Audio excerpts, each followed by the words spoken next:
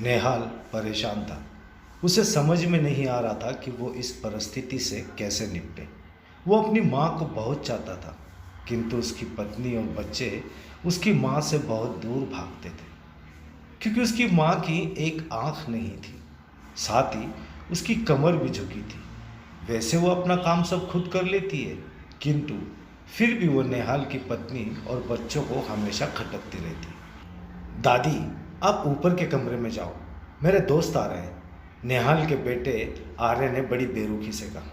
पर बेटा, मैं तो यहाँ बहुत दूर बैठी हूँ। नेहाल की माँ ने बहुत प्यार से कहा।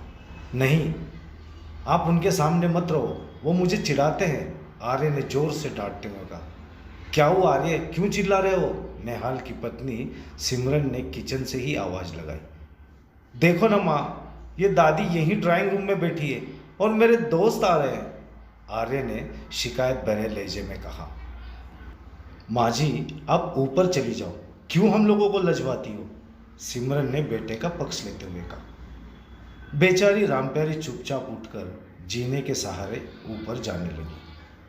कमर झुकी होने के कारण उन्हें ऊपर चढ़ने में बहुत परेशानी हो रही थी, किंतु वो पूरी ताकत से ऊपर के एक अकेले कोने वाले कमरे में जाकर बैठ गई। नेहाल बाजू के कमरे से सब सुन रहा था। उसे कष्ट हो रहा था कि उसकी माँ को अपमानित होना पड़ रहा है, किंतु वो असहाय था। अगर वो कुछ कहता है तो पत्नी और बच्चे उसका विरोध करने लगते हैं। दूसरे उनके तर्क भी सही लगते हैं।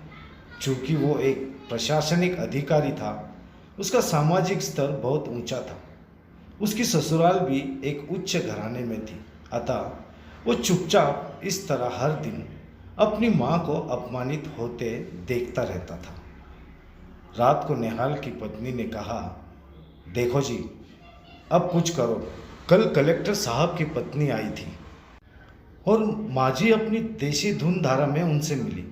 मुझे बहुत शर्म आ रही थी, बताते हुए कि ये मेरी सास है। मैंने कह दिया कि दूर की रिश्तेदार है, इलाज कराने आई है।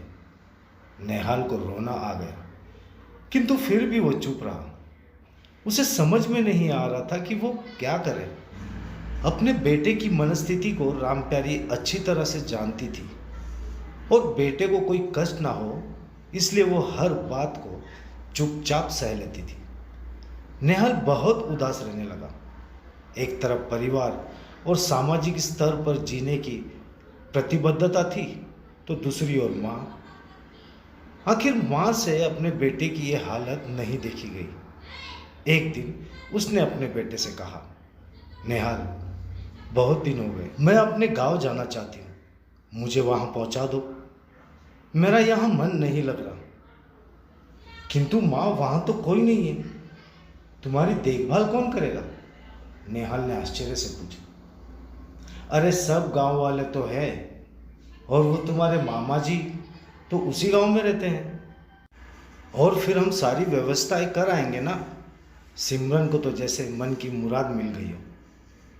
हाँ बेटा, बहू सही कह रही है, रामप्यारी ने लंबी सांस लेते हुए कहा। नेहाल जानता था कि गांव में माँ की देखभाल करने वाला कोई नहीं है, लेकिन अपनी पत्नी की जिद के कारण वो अपनी माँ को गांव छोड़ने पर विवश हो गया। माँ को गांव छोड़कर आते वक्त उसे रोना आ रहा था तथा अपनी बेबसी पर गुस्सा भी आ रहा था, किंतु परिवार, पत्नी और समाज ने उसके इन मनोभावों को दबा दिया और वो सुकून सा महसूस करने लगा। कुछ दिनों बाद उसके चाचा, जो अमेरिका में रहते थे, आने वाले थे। जब नेहाल बहुत छोटा था, उसके पिता जीवित थे, तब वो भारत आए थे, और उसके बाद वो अब भारत आने वाले हैं। पूरा परिवार और आस पड़ोस बहुत उत्साहित था। अमेरिका से नेहाल के डॉक्टर चाचा आ रहे थे। डॉक्टर राकेश ने जैसे ही घर में कदम रखा, सब ने मिलकर बहुत उत्साह से उनका स्वागत किया। क्यों नेहाल, भाभी नहीं दिख रही, कहाँ है? डॉक्टर राकेश ने उत्सुकतापूर्वक पूछा। जी वो गांव में रहती है, यहाँ उनका मन नहीं लगा, सिमरन ने सपाट लहजे में उत्तर दिया। डॉक्टर राकेश ने नेहाल की ओर देखा तो नेहाल ने अपनी आंखें झुका ली। डॉक्टर राकेश सब समझ गए। बोले, कल हम भाभी से मिलने गांव चले गए सब लोग। दूसरे दिन सभी लोग गांव के घर में पहुंचे। देखा कि रामप्यारी तो बहुत तेज बुखार है और वो पलंग पर असहाय पड़ी है। डॉक्टर राकेश दौड़कर रामप्यारी के पास गए, उनके पैर छूकर रोने लगे। रामप्यारी की यह हालत उनकी कल्पना से परे थी। वाह बेटा नेहाल, तूने तो नाम उजागर कर दिया। अपनी माँ की ये हालत देखकर तुझे तो शर्म भी नहीं आ रही होगी। डॉक्टर राकेश ने नेहाल को लगभग डांटते हुए कहा। नहीं देवर जी, नेहाल का कोई दोष नहीं है, मैं खुद गाँव आई थी। रामप्यारी ने अपने बेटे का बचाव करते हुए कहा। मुझे सब पता चल गया भाभी, आप चुप रहो। क्यों बहू, तुम्हें अपनी सास की कुरूपता पसंद नहीं है? समाज में तुम्हें नीचा देखना पड़ता है ना? डॉक्टर राकेश ने सिमरन को व्यंग से देखा। सिमरन निरुत्तर होकर नेहाल को देखने लगी। आज तुम जिस सामाजिक स्तर पर हो वो इन्हीं के संघर्षों के दिन हैं। और बेटा नेहाल, तुम्हें शायद मालूम ना हो कि बचपन में जब तुम 1 साल के थे तब छत से नीचे गिरने के कारण तुम्हारी एक आंख फूट गई थी और तुम्हारी रीढ़ की हड्डी में भी समस्या थी।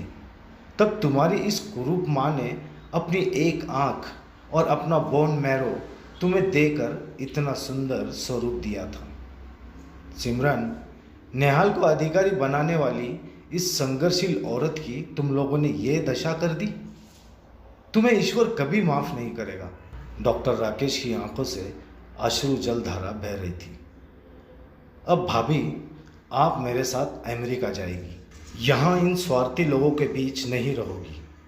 डॉक्टर राकेश, जो नेहाल के चाचा थे, उन्होंने जो आज राज बताया, उसके बाद तो नेहाल को यही लग रहा था कि उससे ज़्यादा पापी इंसान इस दुनिया में कोई और है ही नहीं। वो दौड़ता गया और माँ रामप्यारी के चरणों में गिर पड़ा।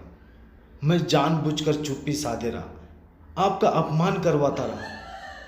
अब सिर्फ आप ही इस घर में मेरे साथ रहोगी और कोई नहीं। नेहाल ने अग्नेय दृष्टि से अपनी पत्नी और बच्चों को देखा। सिमरन को भी बहुत पश्चाताप हो रहा था, किंतु उसकी हिम्मत नहीं हो रही थी कि वो रामप्यारी से आंख मिलाए।